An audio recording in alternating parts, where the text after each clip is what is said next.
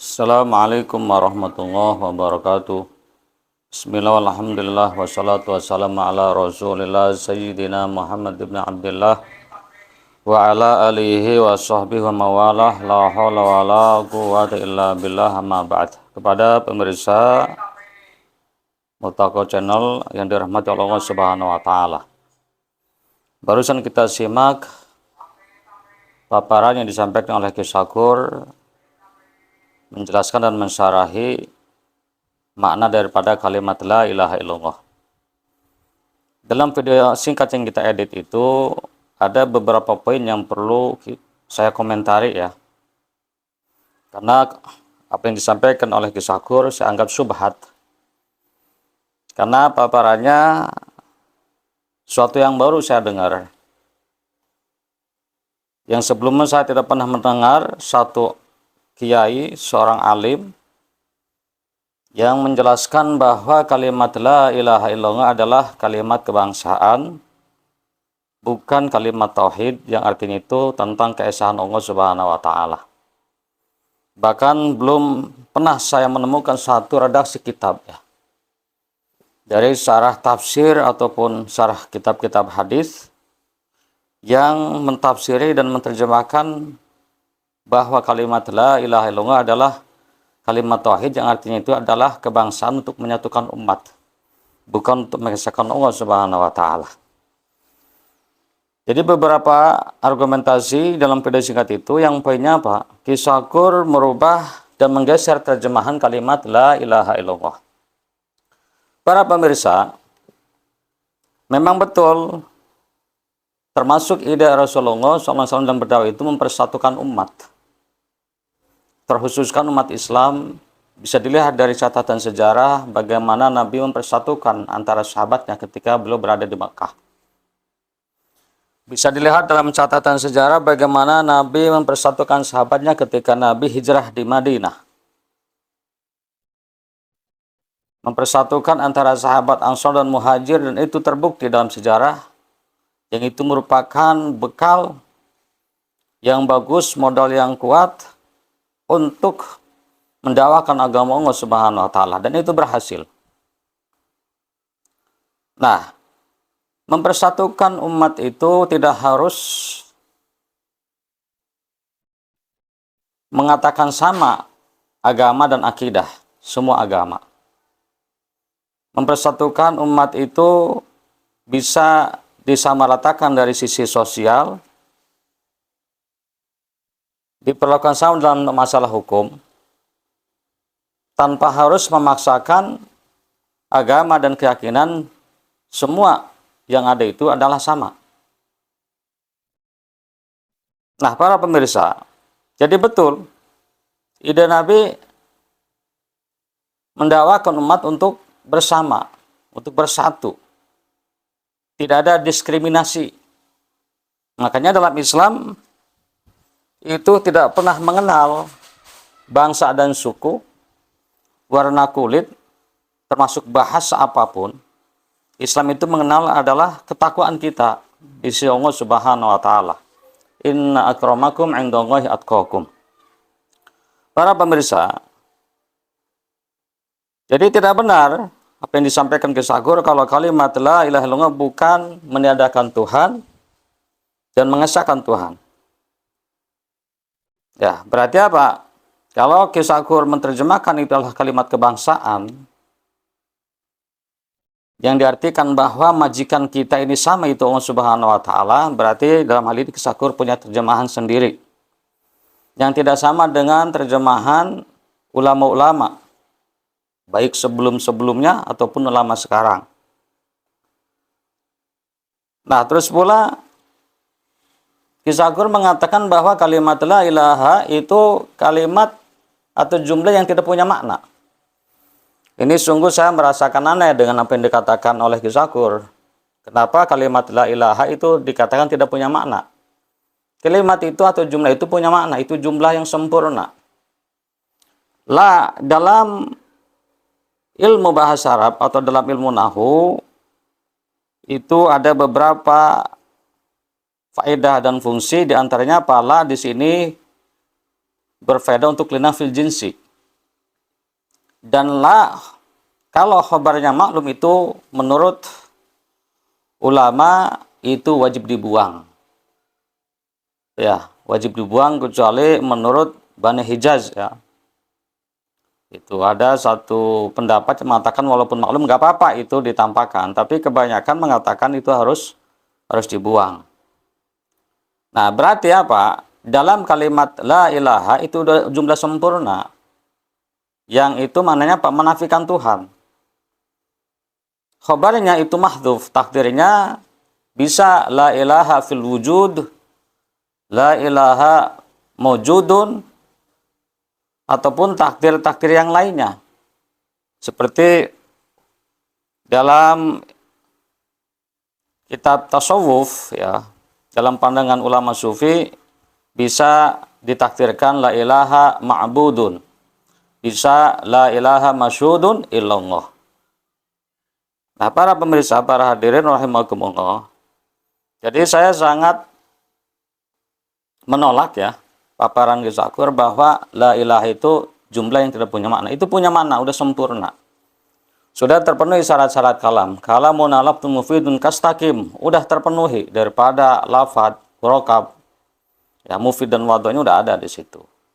Andaikan kalimat la ilaha itu dikatakan tidak mempunyai makna atau mungkin bahasa lainnya adalah tidak kalam, lalu bagaimana dengan firman Allah Subhanahu wa taala wala tara id faz'u fala fauta.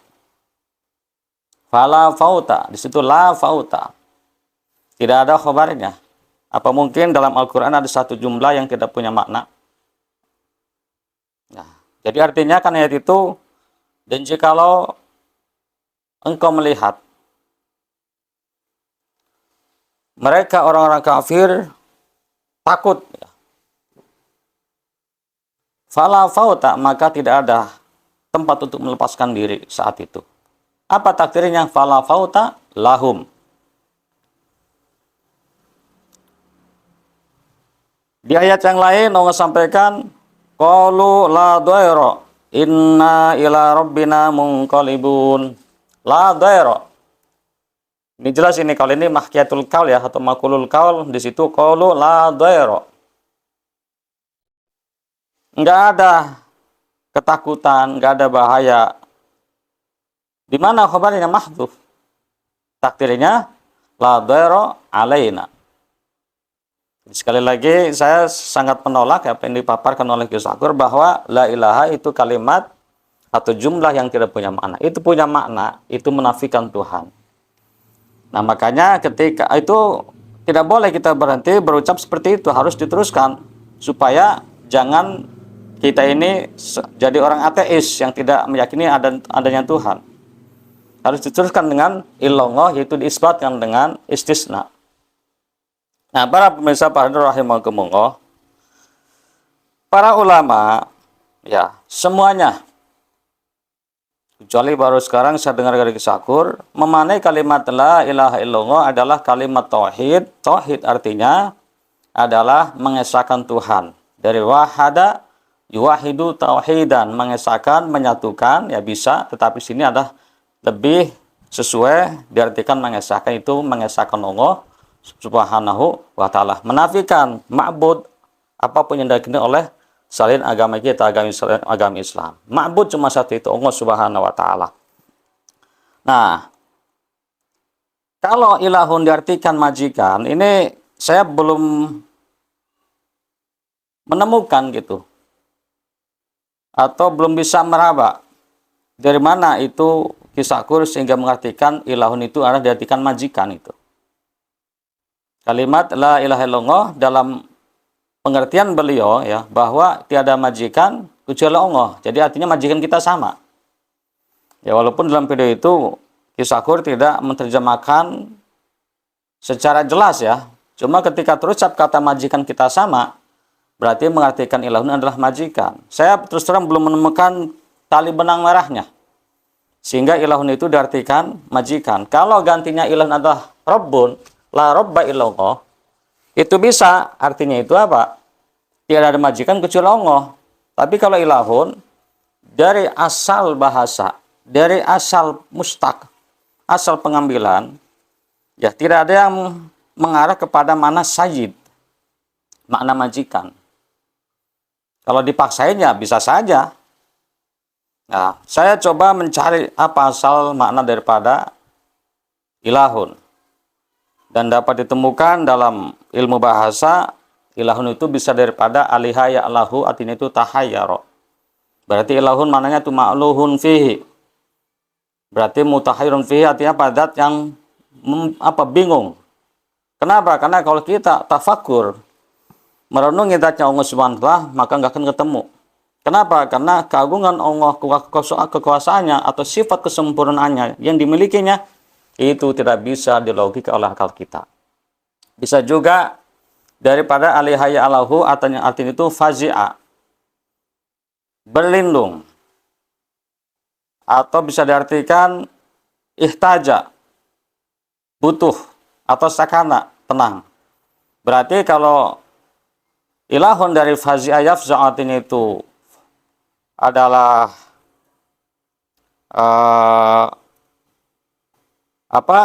syaralat, artinya kalau ilahun itu asal dari fazi'ah, ihtaja, dan sakana, berarti ilahun mana itu adalah ma'luhun ilaihi.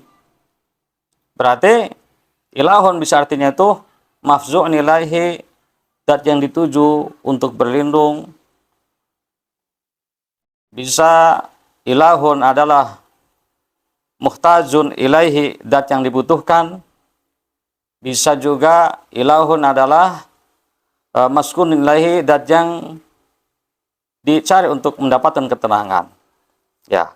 Atau alihayalu bisa mananya koma. Nah, itu kalau mana koma berarti apa artinya? Ilahun itulah zat yang abadi dan kekal. Atau dari mana makna yang lain, seperti lahayaluhu lauhan, artinya apa? Khalaqa. Atau lahayalihu artinya ihtajaba wartafa.